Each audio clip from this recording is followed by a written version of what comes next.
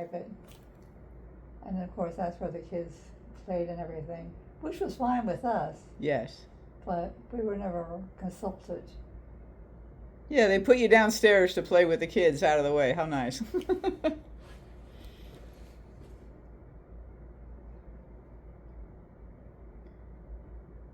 I agree.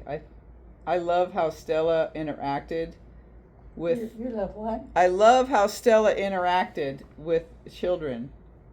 I loved spending summers with her, and I loved it when I got to go by myself. And Grandpa was he was just so, Good to you. yeah, yeah. And he kept saying, I have a bike for you, and it's ruby red, a fire engine red, and all this. And he found that old bike, and he patched up its tires, and it was rusty as all get out, but I loved that bicycle. I mean, I wore it to the ground. It was probably 3 times used. I have no recollection of a bicycle. Oh, he found an old rusty bike and he fixed it all up for me. And it was magic. I thought, okay, because Carol all over Eddystone was one thing, but once I had wheels, man, that was all I needed. He got mad at me though. He found me out a little bit too far. He happened to be passing me in his truck and he skedaddled me back to the right neighborhood. He was a little concerned that I had gone too far.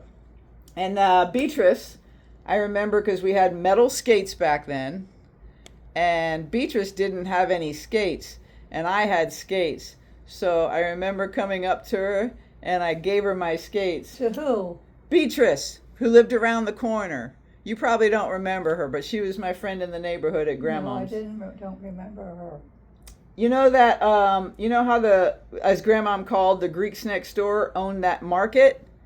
That market is where the woman from Friends used to hang out, and she went to school over there. And he was telling us that Beatrice didn't end up very well. He didn't give details, but I think Beatrice took a few wrong turns in life. They were very poor. I remember her bedroom had very scant furniture and one Easy Rider poster. See what I mean about memory? So we would hang out together, but I remember I gave her my skates. But now that I think about it, I had metal skates, and she had the ones I gave her. I think I gave her Karen's metal skates so we could skate together. But she was fun to hang out with, and the skates were fun, except when they're metal, you'd be cruising along, and until you hit that little pedal, and then you'd go flying on the ground face first. I still have metal skates. I picked some up at a thrift store just for nostalgia.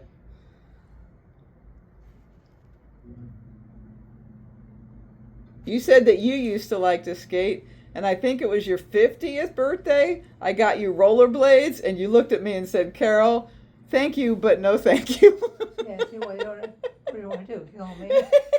Well, you said you like skating, so I thought it'd be fun.